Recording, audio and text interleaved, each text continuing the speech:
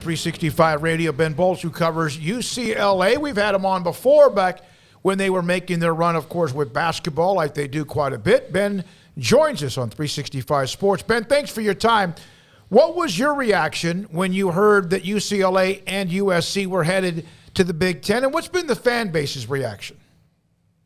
Well, I was pretty much completely shocked. I didn't have any inkling that this was coming. Maybe I should have, but yeah, I think my reaction was similar to a lot of the fan base. Didn't really see it coming, but from both UCLA and USC perspectives, I think it makes a lot of sense. Both obviously have a lot of similarities, a lot of differences. From UCLA perspective, their athletic department is in more than $100 million in debt, and this solves that almost immediately with the payouts they're going to get from the Big Ten. So that was a big deal. And then obviously you've got the prestige in both football and men's basketball. In football being able to challenge the SEC for supremacy, and then in men's basketball having a deeper, more balanced conference. So made a lot of sense for a lot of reasons, and I think UCLA is very happy to be where it is right now. Just in a recruiting sense for UCLA and USC, now they pretty much can own LA and say, if you want to play your college football in the city of Los Angeles, the only way that you can guarantee that is to play here, right? Yeah, I mean, we've seen them lose a lot of top players to the SEC and the ACC in recent years because, let's face it, the Pac-12 was not putting teams in the college football playoffs. So I think that now that you're going to be more in position to do that with success, then that's going to be a big factor for athletes who want to be on the national stage and really showcase themselves before the NFL. So, yeah, I think it's a game changer. Now, the caveat there, especially from the UCLA perspective, is they need to play a lot better, and they've only had one winning season since 2015. So they've got some ground to make up, but certainly the stage is set for a sea change in football. How dire do you think, I mean, you mentioned the money part of this, but how dire was it really when it came to Olympic sports and UCLA potentially? Oh, it was dire. I think you were setting me up there nicely based on what you did yesterday. That, you know, if this trajectory continued, UCLA was going to have to take a hard look at cutting some of its Olympic sports. I mean, they have 25 sports. They could have been in a situation like Stanford a couple of years ago where Stanford was set to announce, or they did announce they were going to cut 11 sports. Now, I'm not sure UCLA would have cut that many, and Stanford ended up reversing course, but certainly they were going to have to take a long, hard look at making some fundamental changes to the way they operated, and some of their lesser sports were going to be potentially on the chopping block. So this is a big deal. It secures the future for all those teams and the entire athletic community. A lot for UCLA to kind of celebrate here that they've secured their future.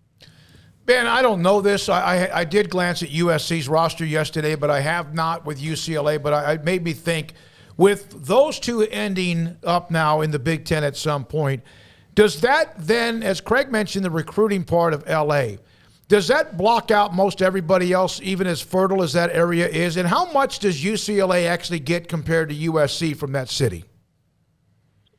I think traditionally USC, the city has leaned for USC for, you know, most of the 5-star talent, particularly skill positions. But it'll be interesting because UCLA's kind of taken a different approach in recruiting the last couple of years under Chip Kelly. They've really gone heavy into the transfer portal.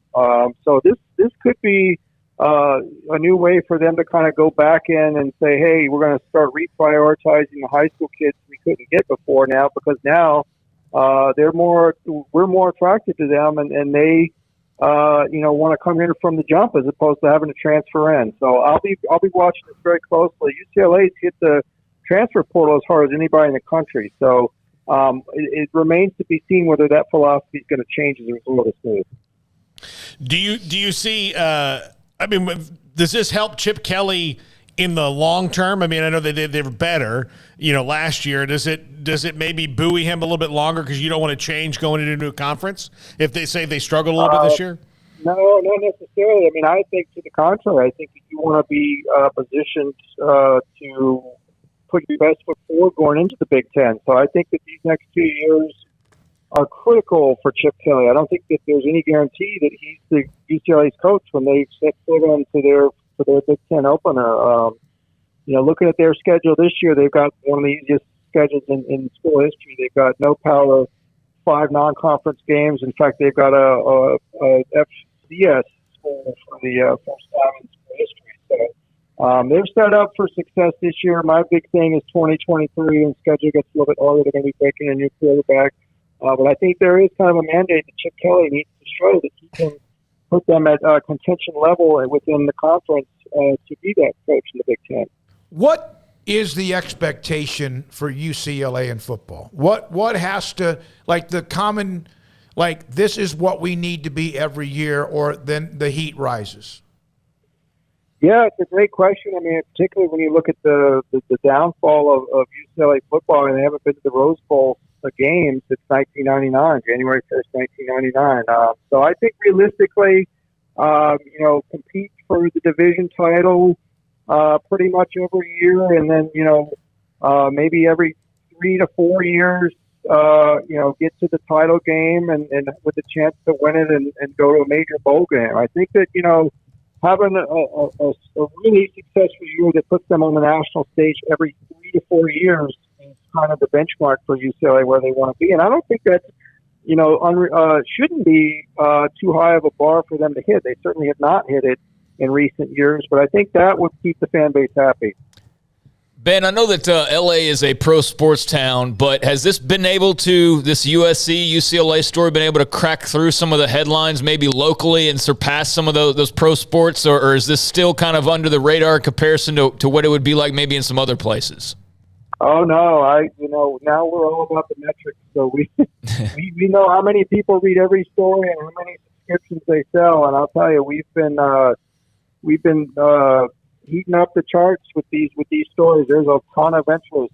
It's been the story of the week for sure, probably the month.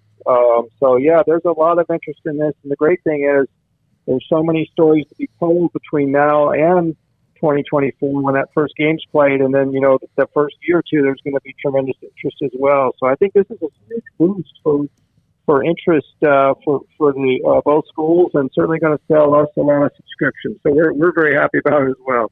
When is Pac-12 Media Days?